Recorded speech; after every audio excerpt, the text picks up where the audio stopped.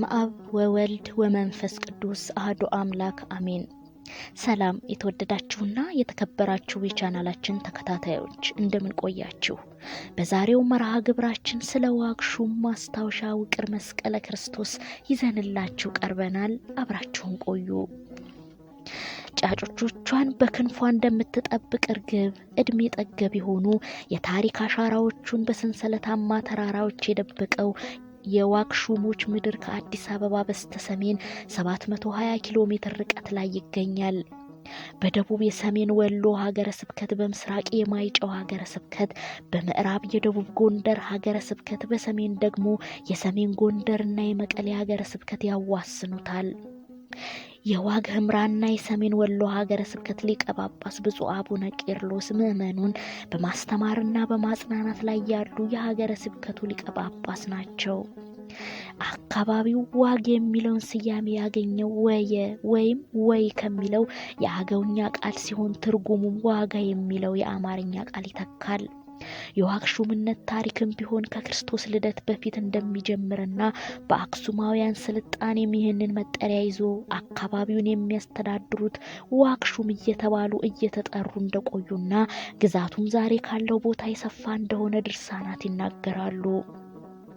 ስለ ሀገራችን ታሪክ ስናነሳ በተለያዩ ዘመናት ለኢትዮጵያ ስልጣኔ ትልቅ አስተዋጽኦ ያበረከቱና በቀደምትነት ሀገሪቱን ያቀኑትን የአገው ሕዝቦችና የዋግሹሞችን ማንሳት በበርካታ የታሪክ ምሁራን ዘንድ የተለመደ ነው። በተለይ ደግሞ ስለ ንግሥተ ሳባ ታሪክና ከክርስትና እምነት መምጣት በፊት ስላለው የሕገ ኦሪት አምልኮ ስናነሳ መስዋዕት ይሰዋባቸው የነበሩ ቦታዎችን በመጥቀስ ሲሆን በቀደምት የዋግሹም ህዝቦች ዘንድም የኦሪቱ እምነት ተስፋፍቶ እንደነበር የሚጠቁሙ መረጃዎች የሚገኙባቸው አብያተ ክርስቲያናት ይገኛሉ። ከእነዚህም መካከል ሰላምጌ ማርያም፣ ጅልዋ ማርቆስና ብርብር ማርያምን የመሳሰሉት ይገኙበታል።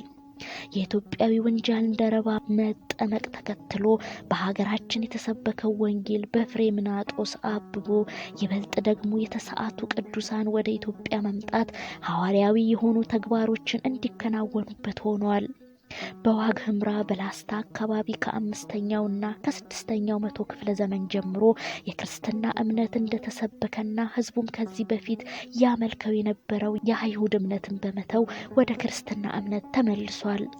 በቤተ ክርስቲያናችን ታሪክ በኢትዮጵያ ቀድመው ከታነጹት አብያተ ክርስቲያናት መካከል በሰቆጣ መስቀለ ክርስቶስ ቡግና ውስጥ የሚገኙት ብልባላ ጊዮርጊስና ብልበላ ቂርቆስ፣ አርባዕቱ እንስሳ፣ ትርኩዛ ማርያም፣ ሳርስና ሚካኤል፣ መሮራ ማርያም፣ ቺብና ጊዮርጊስ፣ እነጹ ገብርኤል እንዲሁም በዘመነ አጼ ገብረ መስቀልና በልጃቸው በቆስጠንጢኖስ እንደተሰሩ የሚነገርላቸው ማውሬ እስጢፋኖስ፣ መኪና መድኃኔዓለም ማርያም፣ ሰላምጌ ማርያም፣ ምቆጎ ሚካኤል፣ አርካ ጴጥሮስ ወጳውሎስ የመሳሰሉት ሊጠቀሱ ይችላሉ። የዋግ ኽምራ ሀገረ ስብከት ከግማሽ ሚሊዮን በላይ የሚሆኑ ህዝቦች የሚኖሩበት ሲሆን 99.9 የሚሆኑ በርካታ ቁጥር ያላቸው የኢትዮጵያ ኦርቶዶክስ ተዋሕዶ እምነት ተከታይ ምዕመናን ናቸው። ከዚህ በተጨማሪም በርካታ ቁጥር ያላቸው ካህናትና ዲያቆናትም ይገኙበታል። ምዕመናኑም ከክርስትና እምነት ጋር በተሳሰሩ በርካታ ቁሳዊና መንፈሳዊ ባህሎች አሏቸው። ከእነዚህም መካከል የእመቤታችን በዓል፣ የጾመ ፍልሰታን መምጣትና የእግዝእትነ ማርያም ዕርገት በዓል ተከትሎ ከተራሮች ግርጌ ከድንጋይ በሰሩት እድሞ ተሞሽረው የከረሙት የአካባቢው ልጃገረዶች በሀገር ባህል ልብስ ተውበው ቄጤማ በወገባቸው አስረው ሻደይ አበባ እያሉ የሚጫወቱት የሻደይ ጨዋታ ከሃይማኖቱ ጋር ትስስር ያለው ሲሆን የ1600 ዓመታት ዕድሜ ባለጸጋም እንደሆነ ይታመናል።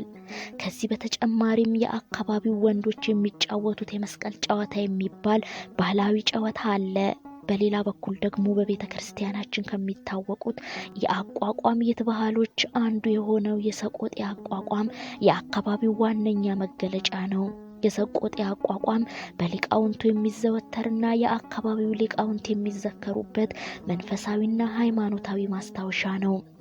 አካባቢው በታሪካዊና መንፈሳዊ ቦታዎች የተሞሉና በልዩ ስጦታ የታደለ ነው። እንደ ደብረ ወይላ ማርያም፣ ሰላምጌ ማርያም፣ ወይብላ ማርያም፣ አፍተራ ማርያም፣ ቢስቁ ማርያምና አዚላ ሚካኤል እጅግ ጥንታዊነትን የተላበሱ አብያተ ክርስቲያናት ሲሆኑ እንደነ ሐሰና አንድነት ገዳም፣ ባር ኪዳነ ምህረት ገዳማና የመሳሰሉት ደግሞ ምንኩስናና ገዳማዊ ሕይወት በሀገሪቱ በተስፋፋበት ዘመን የተመሰረቱ ታሪካዊ ገዳማት ናቸው። የአካባቢውን ዳራዊ መግለጫ ለመግቢያ ያህል ይህናልን እንጂ ታሪኩና ጥንታዊነቱ በውስን ወረቀትና ብዕር ተጽፎ የሚያልቅ አይደለም። ለአብነት ይህልን ከጠቀስን የጽሑፋችን ትኩረት ወደ ሆነውና ከታሪካዎቹ ቦታዎች አንዱ ወደ ሆነው ውቅር መስቀለ ክርስቶስ ቤተክርስቲያን ደርሰን ከብዙ በጥቂቱ እንቃኛለን። በኢትዮጵያ ኦርቶዶክስ ተዋሕዶ ቤተክርስቲያን ስር ከሚገኙ አህጉረ ስብከቶች የዋግኽምራ ሀገረ ስብከት አንዱ ሲሆን በዚህ ሀገረ ስብከት ውስጥ የሚገኙ በርካታ ገዳማትና አብያተ ክርስቲያናት እንዲሁም ከአለት የተፈለፈሉ ጥንታውያን አብያተ ክርስቲያናት ይገኛሉ። ከነዚህም መካከል የውቅር መስቀለ ክርስቶስ ቤተክርስቲያን አንዱ ነው።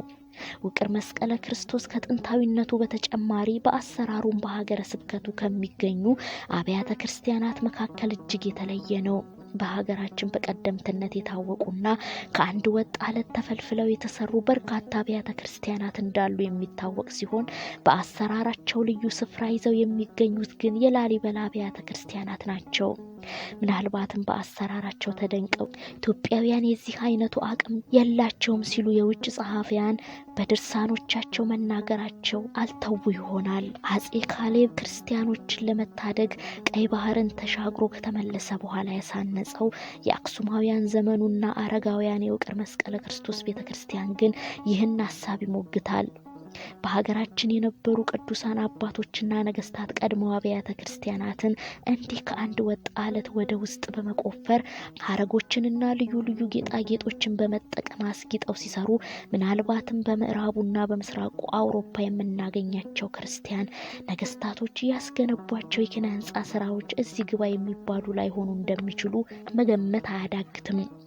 በኮረምም በኩል ይሁን የላስታን አብያተ ክርስቲያናት ተሳልመው በላሊበላ በኩል ሲመጡ ሰቆጣ ከመድረሱ በፊት በሩቁ አሻግረው ረጅሙን የቤላ ተራራ መመልከቱ የማይቀር ነው።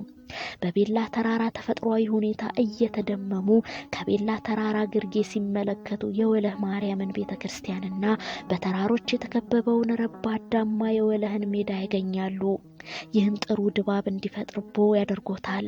ይህ ሜዳ የዋግሹም ነገስታት ጀግንነት ጊዜ ሳይገድበው እስከ ህልፈተ ዓለም ድረስ ይመሰክራል። በቤተ ክርስቲያናችንም ይሁን በሀገራችን ላይ በየዘመናቱ በርካታ አላውያንና አውሮፓውያን ዘመቻ ያደረጉ ሲሆን በመካከለኛው ዘመን አካባቢ በሀገራችን ተከስቶ በነበረው በግራኝ መሐመድ ጦርነት ወቅት ብዙ አብያተ ክርስቲያናት ተቃጥለዋል። በወቅቱ የነበሩት ንጉስ የጠላታቸው ጦር ኃይሎ ወደ መሸነፍ ሲቃረብ የዋግሹም ዮናታን ወይም ጅር ወሰንም ይሉታል በጦርነቱ ንጉሱን ከመማረክ ያዳነው በዚህ ስፍራ ነበር። ሁለተኛው ደግሞ ጣሊያኖች መርዝ ጭስ ጋዝ በመታገዝና በዘመናዊ መሳሪያ ተደራጅተው ሀገራችንን ሊወሩ በመጡበት ጊዜ አባ መረብ ኃይሉ አባ ይባስ አንገቱን የሰጠው እንደ ዮሐንስ አንቺ ወለህ ማርያም ሲቃጠል ቤትሽ አርብ ተሰቀለ ኃይሉ እንደ ልጅሽ ተብሎ የተገጠመለት አባ መረብ ጄኔራል ኃይሉ ከበደ ከብዙ ትግልና ጦርነት በኋላ ጣሊያኖች አንገቱን የቆረጡበት ስፍራ ነው። በዚህ ታሪካዊ ስፍራ የወለህ ማርያምን ሜዳ ጨርሰው ዳገቱን ቀና እንዳሉ ሰቆጣ ሊደርሱ የ5 ኪሎ ሜትር ርቀት ያህል እንደቀሩት ቅዱስ ላሊበላ ከላሊበላ ወደ አክሱም የሄደበትን መንገድ ተከትለው የተደረደሩ ድንጋዮች ያገኛሉ። ከተራራው ግርጌ ላይ የውቅር መስቀለ ክርስቶስ ቤተክርስቲያን በዘመናት ያሳለፋቸውን ድንቃድንቅ ታሪኮች ዙሪያውን ለከበቡት እድሜ የጠገቡ የዋርካ ዛፎች በምስጢር ሲያወራ ይመለከቱታል። ከአንድ ወጥ አለት ተፈልፍሎ የተሰራው ውቅር መስቀለ ክርስቶስ ቤተክርስቲያን የአክሱማውያን ድንቅ የኪነ ህንጻ ዘዴ ህያው ምስክር ነው። 7 ክፍሎች፣ 4 በሮች፣ 5 አምዶችና 14 መስኮቶች ሲኖሩት እንደ አክሱማውያን ልማድ የሚስተዋለው የውሸት በሮችና መስኮቶች ቅርጽ ይስተዋልበታል። ሌላውና ልዩ ደግሞ በቤተ ክርስቲያኑ ወለል የተከደነ እጅግ በጣም ታላቅ ዋሻ ሲኖር ቤተ ክርስቲያኒቱን የሚያስጎበኙ አባቶች አንዱ ወደ አክሱም ሌላው ደግሞ ወደ ላሊበላ የሚያስኬድ መንገድ እንደሆነ ተናግረዋል። በአካልም መብራት በመያዝ ቦታውን ሊጎበኝ ከመጣ የውጭ ዜግነት ካለው ሰው ጋር በመሆን በርካታ ርቀቶች ተጉዘው የያዙት መብራት አልቆ መመለሳቸውንም አስጎብኚው አባት ተናግረዋል። ይህን ውቅር ህንጻ ቤተ ክርስቲያን ጣሪያውን ሙሉ በሙሉ ከአለት የተፈለፈለ ሲሆን አብረው ከጣሪያው ጋር የተፈለፈሉ 2 የላቲን መስቀሎች፣ አንድ የግሪክና ሌላ የመስቀል ዲዛይን በጣሪያዎቹ ላይ ተቀርጸው ይታያሉ። ወደ መቅደሱ ውስጥም ሲገቡ የጣራው ሰሜናዊና ደቡባዊ 2 አቅጣጫዎች ላይ 2 መስቀሎችና ሌሎችም 2 የላቲን ፊደሎች የሚመስሉ መስቀሎች ይገኙበታል። በቅድስቱ ጣራም ላይ በዕብራይስጥ ፊደል የተጻፈ ጽሑፍ ይገኛል። ቀድሞ ቤተ ክርስቲያን ነበረ በሚባለውና ከህንጻው ጎን በሚገኘው ዋሻ ውስጥ ደግሞ ቀደምት የነበሩ ነገስታት አጽም በቆዳ ተገንዘው በሳጥን ውስጥ ተቀምጠዋል። ማይክል ግሬቨርስ 2002 በጻፈው መጽሐፍ ውቅር መስቀለ ክርስቶስን ጨምሮ በኢትዮጵያ ውስጥ ሌላ 7 ከአለት የተፈለፈሉ አብያተ ክርስቲያናት ከአፄ ካሌብ ጋር በተያያዘ ስማቸው ይነሳል። ከእነዚህም መካከል 5ቱ በላስታ፣ 2ቱ ደግሞ በትግራይ ይገኛሉ ይላል።